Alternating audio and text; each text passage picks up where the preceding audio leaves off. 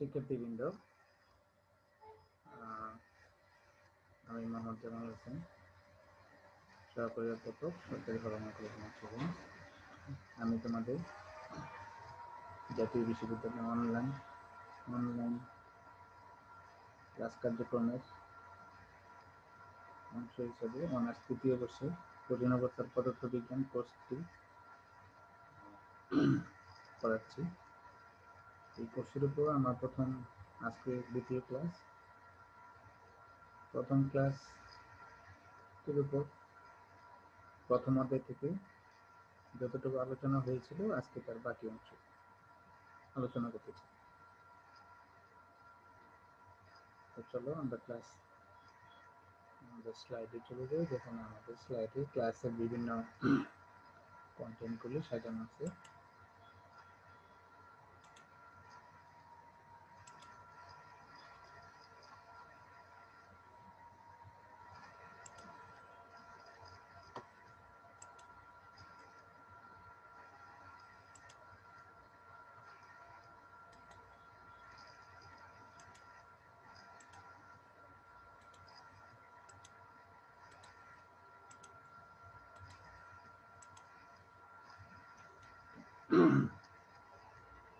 দেখো যে আমাদের বিষয় পদার্থবিজ্ঞান, কোর্সের নাম কঠিন অবস্থার পদার্থবিজ্ঞান 1, আজকে লেকচার নাম্বার 2।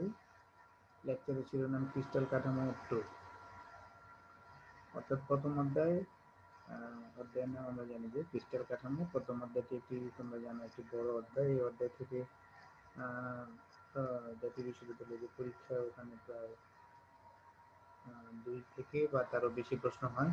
অধ্যায়টা একটু বড়, এই জন্য অধ্যায়টিকে আমরা 2 ভাগে ভাগ করে তারপরে ক্লাসটা সেভাবে সাজিয়েছি। প্রথম ক্লাসে যতটুকু আলোচনা হয়েছিল তারপর থেকে বাকি অংশটুকু এই ক্লাসে আলোচনা করব। এই কোর্সের কোড জানো 23, 27, 11। আজকের আলোচ্য বিষয়গুলো একটু এক নজর দেখে নিয়ে যায়। মিলার সূচকের ধারণা ও গাণিতিক সমাধান, মিলার সূচকের সাহায্যে আন্তঃতলীয় দূরত্ব নির্ণয় ও গাণিতিক সমাধান, মিলার সূচক ব্যবহার করে ক্রিস্টালের বিভিন্ন তল অঙ্কন, পেকিং ভগ্নাংশ, পেকিং ফ্র্যাকশন। এই 4টা টপিকস আজকে আলোচনা হবে। টপিকসে দেখতে পাচ্ছ যে কিছু কনসেপ্ট আছে, ধারণা আছে, সেগুলি একটু আলোচনা হবে। সেগুলো থেকে কিছু গাণিতিক সমীকরণ আমরা বের করতে চাই এবং সাথে সাথে কিছু গাণিতিক সমস্যার সমাধান করে আমরা ওই টপিকসটি সম্পর্কে সম্পূর্ণ ধারণা নিতে চাই। চলো প্রথম টপিকসে যাই।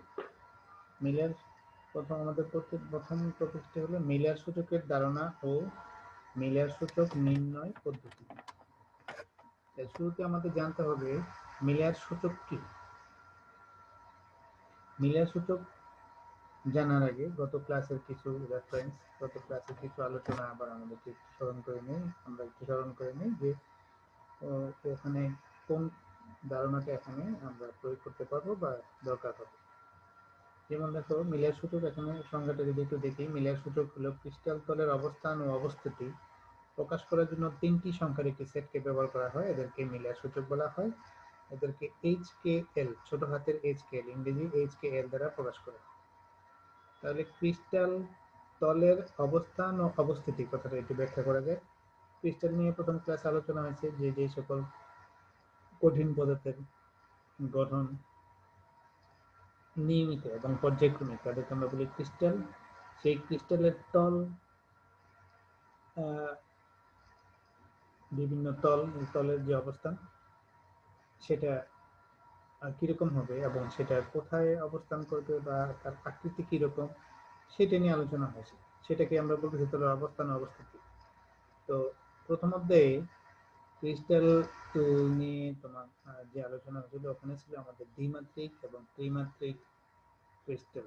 দ্বিমাত্রিকে আমরা 5 রকমের ক্রিস্টাল নিয়ে আলোচনা হয়েছে। ওখানে দ্বিমাত্রিক যে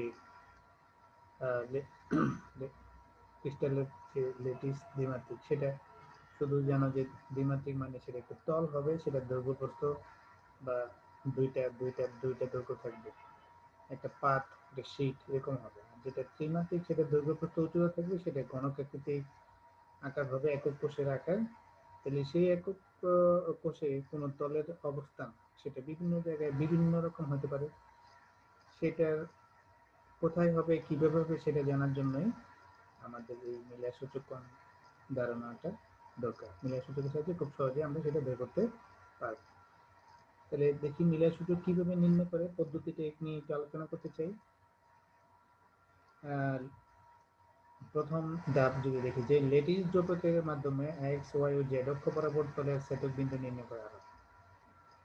তার মানে হলো কোনো একটা ক্রিস্টালে যদি আমরা স্থানাঙ্ক ব্যবস্থাটাকে স্থাপন করি, ধরে নেই সেখানে ক্রিস্টালের কোনো একটা বিন্দুকে মূল বিন্দু ধরে আমরা যদি একটা অক্ষ কল্পনা করি এক্স ওয়াই জেড, সেই অক্ষের মূল বিন্দু থেকে যে তলটি নিয়ে আলোচনা করতে চাই আমরা, সেই তিন অক্ষকে যে যে বিন্দুতে সেট করবে মূল বিন্দু থেকে সেই বিন্দুগুলোর দূরত্ব নির্ণয় করতে হবে শুরুতে।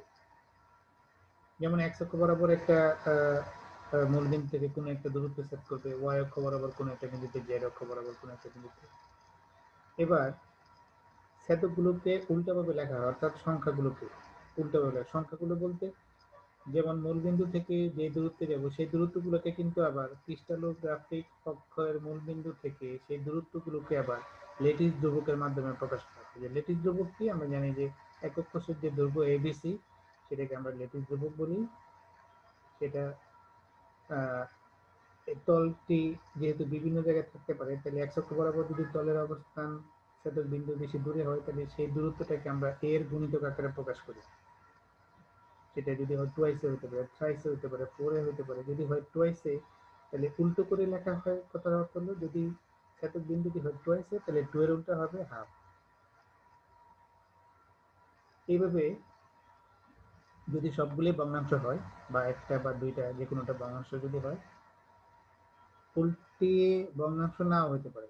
যদি এরকম হয় যে মূল বিন্দু থেকে a/2 দূরত্বে যাবে তাহলে a/2 মানে হাফ, সেটা উল্টালে 2 পূর্ণ সংখ্যা হয়ে যাবে। কিন্তু যদি টুয়াইসের দূরত্বে হয় তাকে উল্টালে আবার হাফ ভগ্নাংশ হয়ে যাবে। যদি ভগ্নাংশ হয় তাহলে এই তিনটি ছেদকের তাদের সাধারণ হর দিয়ে গুণ করলে সেটা একটা পূর্ণ সংখ্যায় পরিণত হবে।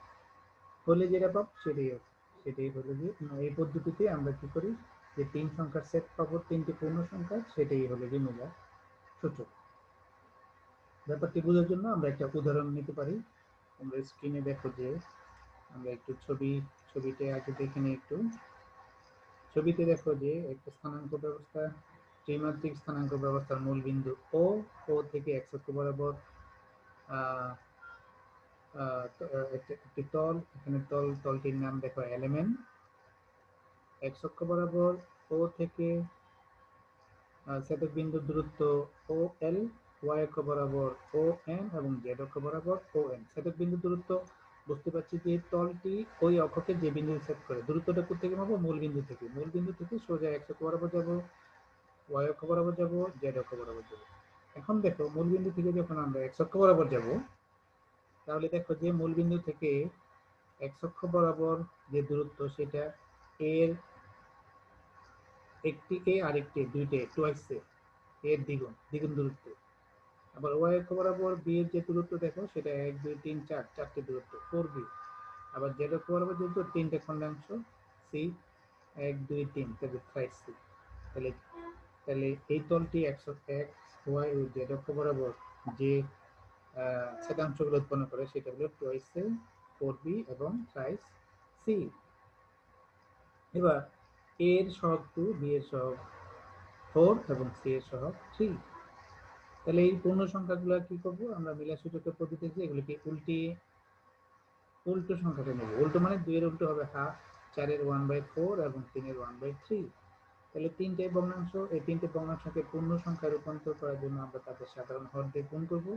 2 4 এবং 3, সেটা সাধারণ হর হবে তোমার 3 4 12 12 12 দুই দুটি বার গুণ করে ফেলি তাহলে দেখো আমরা পাচ্ছি 6 3 এবং 4।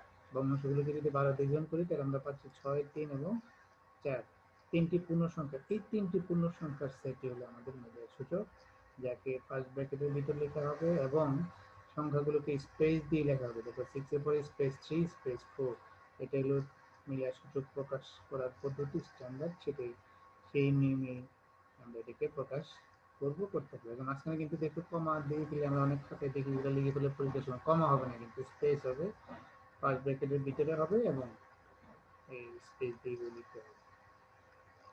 তাহলে এটা গেল তোমার মিলার সূচক কি এবং কিভাবে মিলার সূচক নির্ণয় করে। একটা অঙ্ক দেখতে পারি আমরা, চলো একটু পরের স্লাইডে একটা অঙ্ক দেখে নিই কিভাবে মিলার সূচক নির্ণয় করবো। অঙ্কটি দেখো যে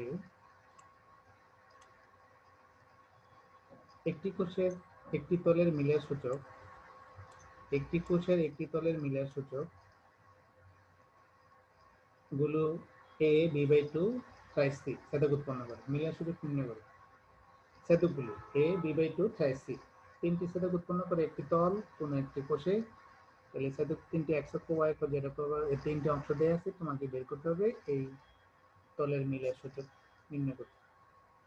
তাহলে এটাকে আবার সে আমরা তিনটা ধাপে সমাধানটা স্টেজ তিনটা ধাপে ভাগ করে আমরা সহজে বুঝতে পারি যে এই তিনটা স্টেপ পার হয়ে আমরা মিলার সূচককে বের করবো। সেটা প্রথম ধাপ কি, তলের প্যারামিটারগুলো যেটা আমার অঙ্কে দেওয়া আছে। দেখো যে a b/2 3c, তার মানে এ x অক্ষ বরাবর a দূরত্বে একক কোষের একক দূরত্বে a, y অক্ষ বরাবর একক কোষের অর্ধেক দূরত্ব b/2 এবং z অক্ষ বরাবর একক কোষের 3 গুণ দূরত্ব 5c।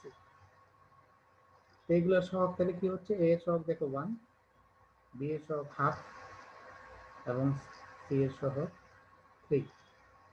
প্রথম আমরা সংখ্যাগুলি সহগগুলি নিয়ে নিলাম।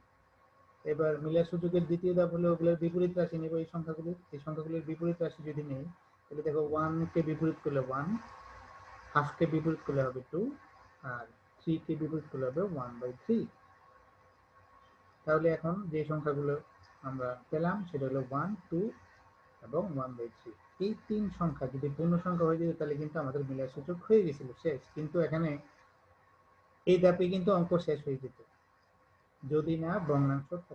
কিন্তু এখানে দেখো একটা ভগ্নাংশ আছে কত, 1/3।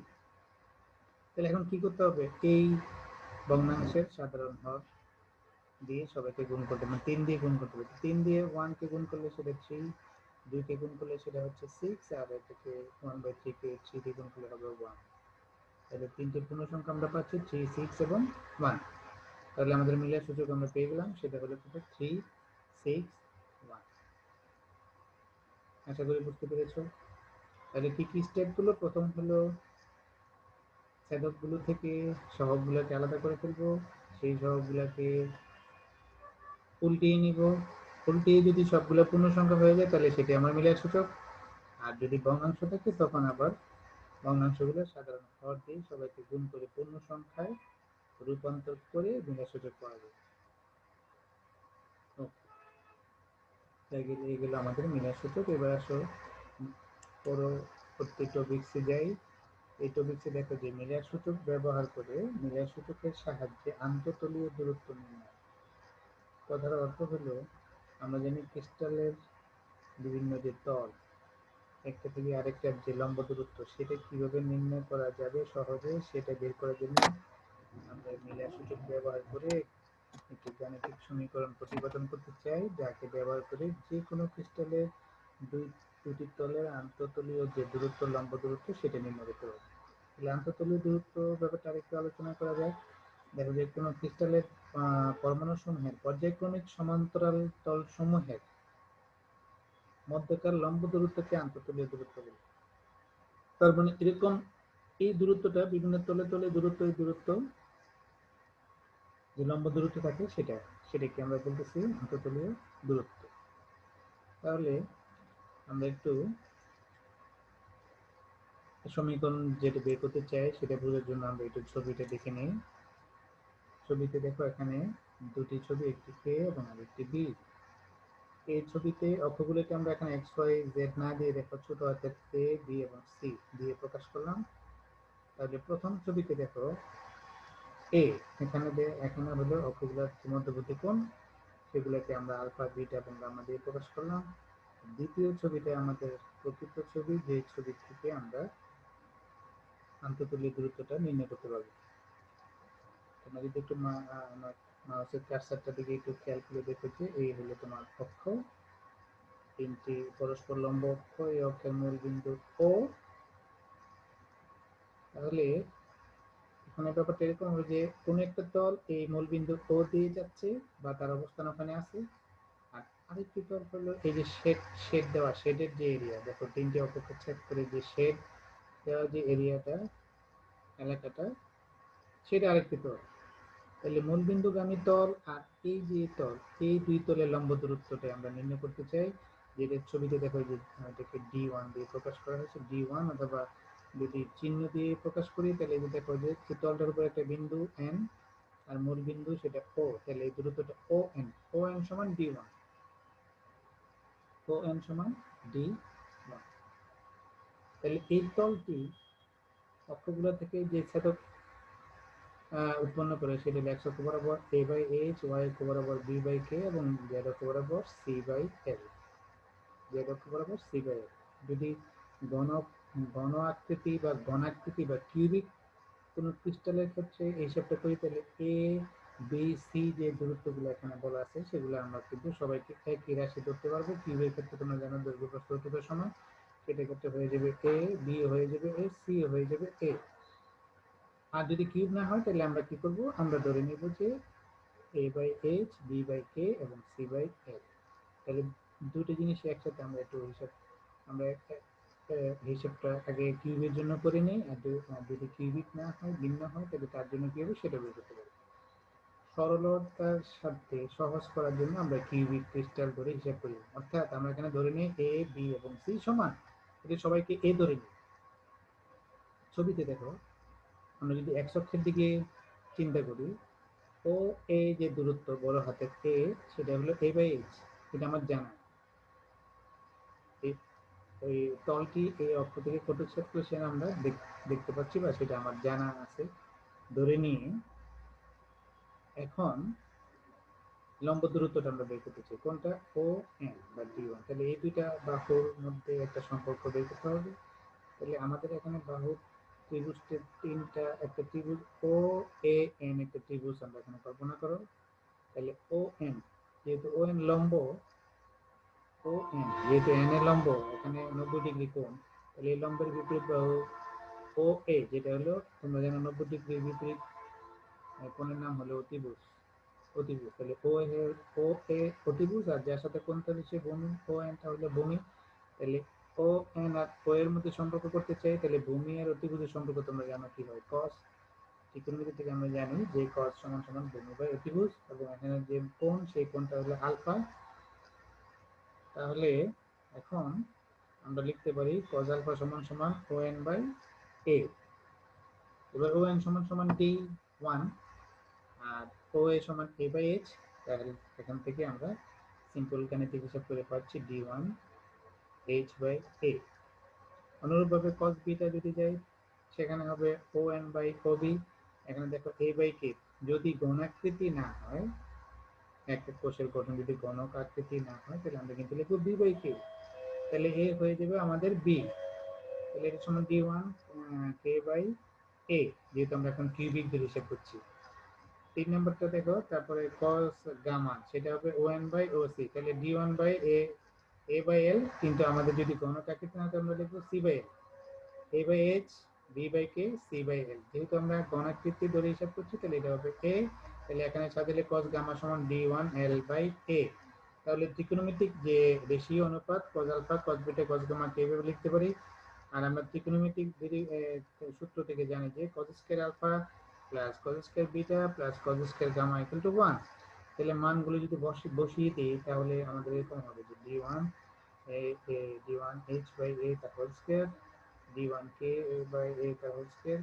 এখানে D1 আর A স্কয়ার এগুলোকে যদি কমন নিয়ে নেই তাহলে আমার থাকে H square plus K square plus L square equal to 1।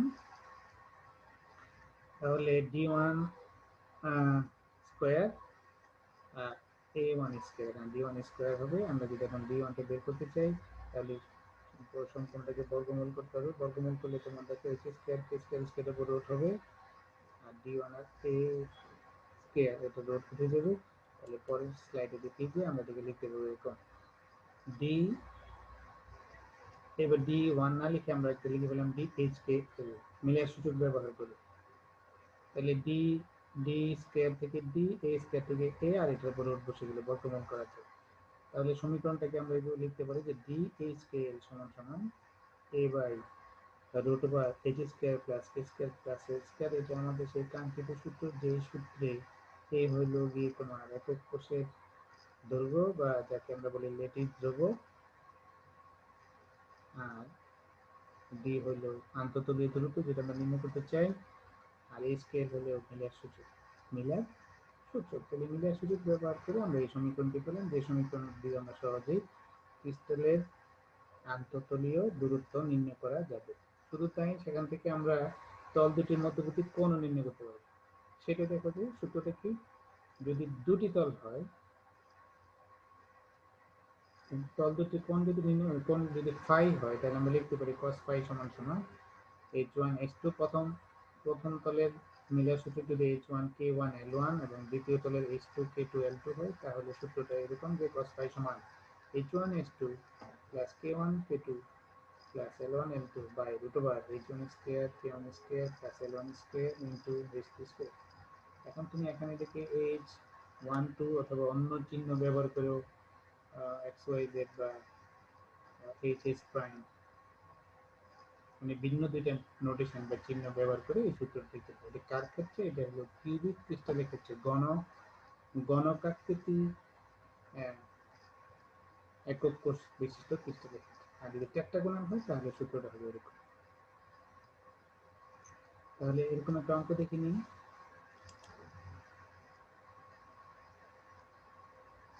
এরকম অঙ্ক দুটি সূত্রের দুটি অঙ্ক দেখতে দিও। প্রথম সূত্র আমরা হলো যে সূত্রে আন্তঃতলীয় দূরত্ব নির্ণয় করা যায়, এরকম একটা অঙ্ক দেখা যায়। একটি ঘনক্রিস্টালের ল্যাটিস ধ্রুবক বের করো। ল্যাটিস ধ্রুবক বের করো মানে কি?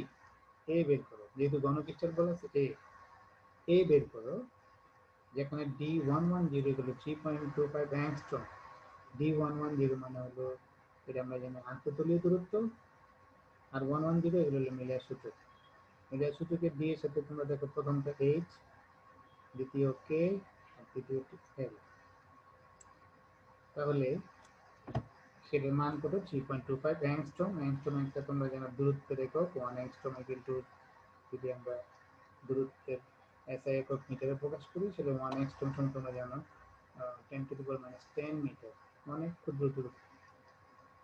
10⁷ তোমার 1 ক্রোর 1 কোটি, আর 7 আর 3 1000, তাহলে 1000 1 মিটার 1000 কোটি ভাগের একবার ক্ষুদ্র দূরত্ব। এখন দেখো, তাহলে D110 থেকে আমরা কিন্তু এইচ কে এল এর মান পেয়ে যাচ্ছি। এগুলো প্রথমটা ডি, এইচ এর মান 1, কে এর মান 1, আর এল এর মান 0। এই যে সূত্রটি ডি এইচ কে। আর D110 যে ডিস্টেন্স, সেটার মান 3.25 অ্যাংস্ট্রম দেওয়া আছে। আমাদের ল্যাটিস ধ্রুবক বের করতে হবে, তার মানে এই বের করতে হবে। তাহলে এই সূত্রে এই মানগুলো যদি বসায় আমি ক্যালকুলেশন করে বের করে সেটা মান দেখিয়েছি, দেখো যে সেটা 4.6 অ্যাংস্ট্রম। তোমরা হিসাবটা করে একটু চেক দেখতে পারো যে এই মানটা আসে কিনা।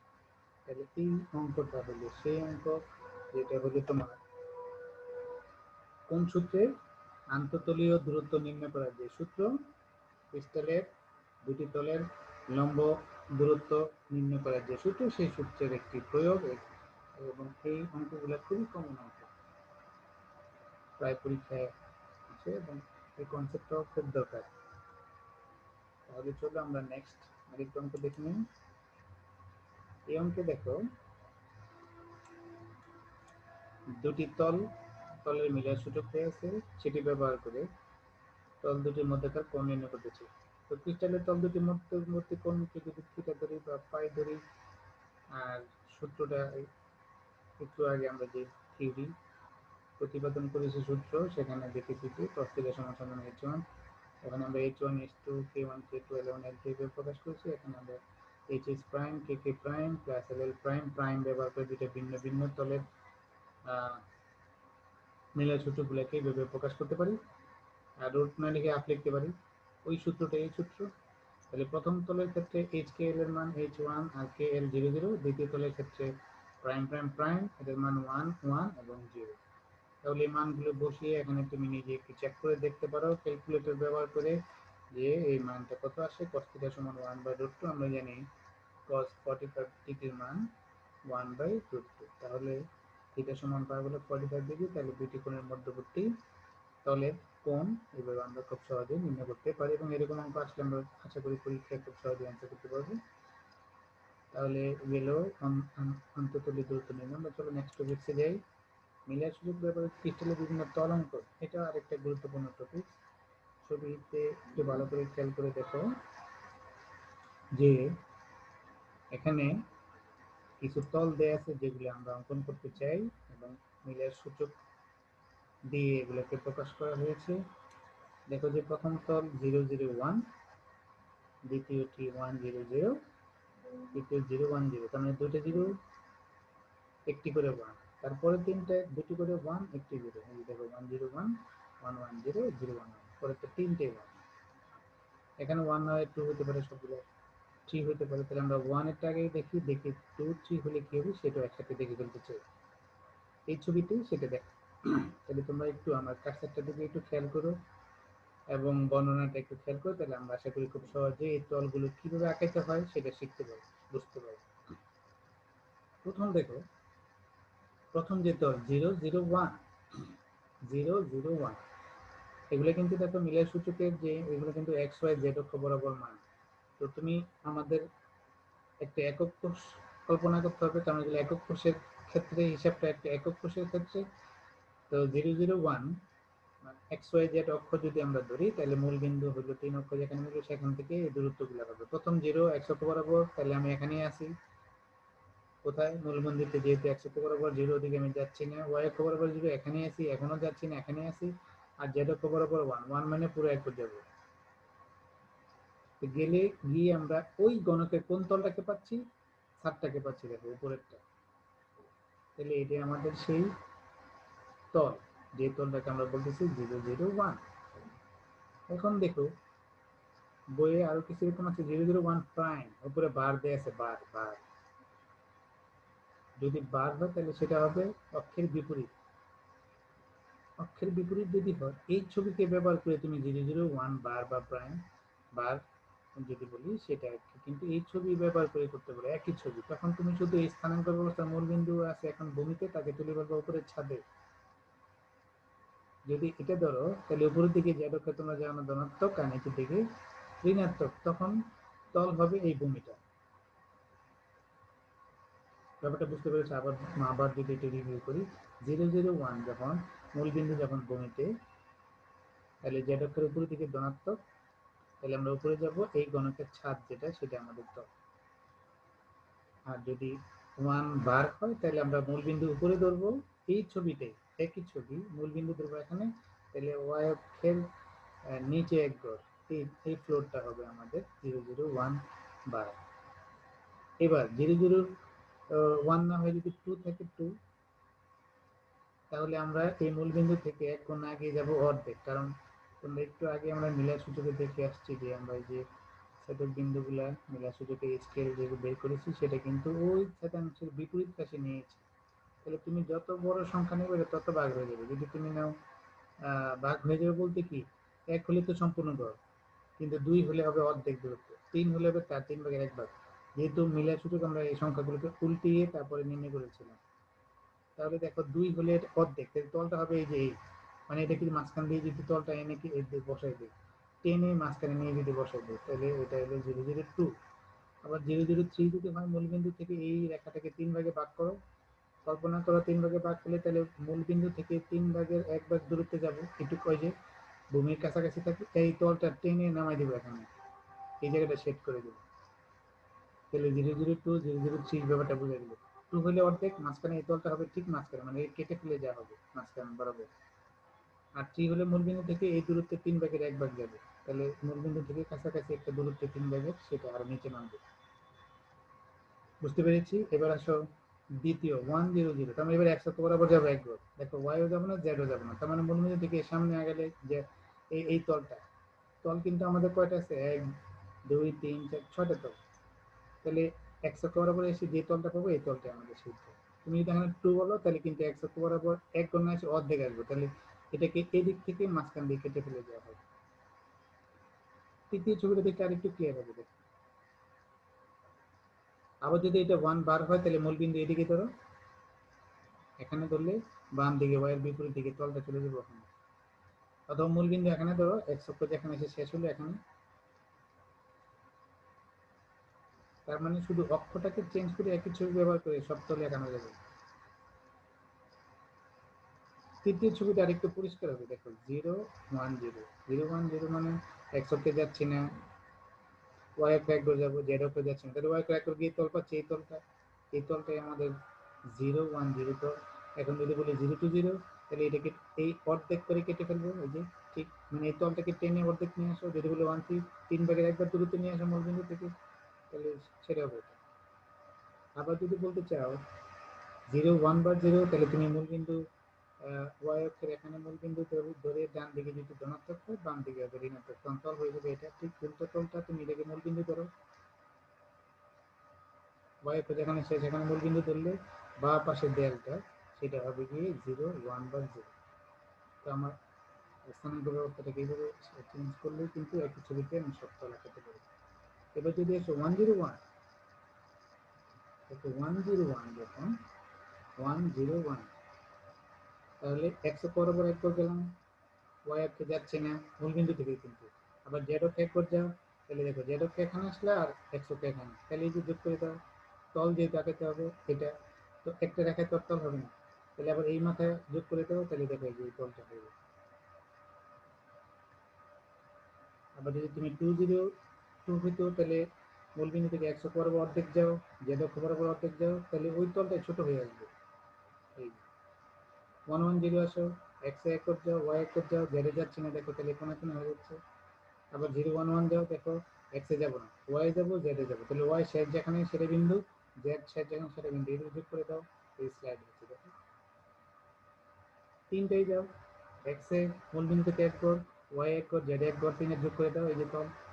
যদি 2 2 হয় তাহলে অর্ধেক যাও, অর্ধেক এটার অর্ধেক, তাহলে তলটা ছোট হয়ে আসবে, মূল বিন্দুর কাছাকাছি হবে, তাহলে হয়ে যাচ্ছে তোমার হলো সংখ্যা চেঞ্জ করো কিভাবে তুমি বিভিন্ন তল আঁকাতে পারবে সেটা। আশা করি তলগুলো আঁকাতে পারবে, আরো প্র্যাকটিস করতে পারবে, বই যেহেতু আরো ব্যাপকভাবে আছে এগুলো তুমি মিলিয়ে মিলিয়ে হবে। নেক্সট টপিক দেন পেকিং বর্ণনা, পেকিং ফ্র্যাকশন কি সেটা আগে জানতে চাই। কোনো ক্যালাসের পরমাণু সমূহ কর্তৃক দখলকৃত আয়তন এবং ক্যালাসটির মোট আয়তন অনুপাতকে ওই ক্যালাসের পেকিং ভগ্নাংশ বলে। তাহলে একটা একক কোষে যে পরমাণু থাকে, একক কোষে একটা মনে করো কোনো একটা পাত্র ঘনাকৃতি, ওর ভিতরে যদি তুমি কতগুলো পরমাণুর আকৃতি আমরা জানি গোল ভিতরে রেখে দিই, তাহলে কিন্তু পরমাণুগুলো কিন্তু সম্পূর্ণ আয়তন দখল করবে না, যেহেতু ওরা গোল। ওরা কি করবে, গায়ে গায়ে লেগে থাকবে কিন্তু ফাঁকা জায়গা থেকে যাবে। তাহলে পাত্রের যে আয়তন আর পরমাণুর আয়তন কিন্তু সমান না। তাহলে ওই পরমাণুগুলা ওই পাত্রের যে অংশ দখল করবে, যে আয়তনটা সেটা, এবং তার মোট আয়তন একক কোষের যে আয়তন আর ওই পরমাণুগুলো আয়তন দুটো অনুপাতের নামে আমরা বলতেছি পেকিং ভগ্নাংশ। তাহলে একটু একটা এক্সাম্পল হিসেবে আমরা দেখি, আমরা জানি কিউবিক ঘনাকৃতি যে একক কোষ সেটা তিন রকমের হয়। একটা সিম্পল কিউবিক, যার ভিতরে কোনো পরমাণু থাকে না, ল্যাটিস পয়েন্ট থাকে না, শুধু কৌণিক বিন্দুগুলোতে থাকে। বা তোমরা জানো যে বিসিসি বডি সেন্টার কিউবিক, সেটা আছে যার ভিতরে থাকে ল্যাটিস পয়েন্ট। আরেকটা হলো যে তোমার ফেস সেন্টার কিউবিক, যার তলগুলোতে আবার থাকে ল্যাটিস পয়েন্ট। ল্যাটিস পয়েন্ট বলতে ল্যাটিস বিন্দু, ল্যাটিস বিন্দু বলতে সেই বিন্দু যে বিন্দুকে কেন্দ্র করে পরমাণু বা আয়নগুচ্ছ অবস্থান করে। তাহলে সিম্পল কিউবিকের ক্ষেত্রে একটু দেখো,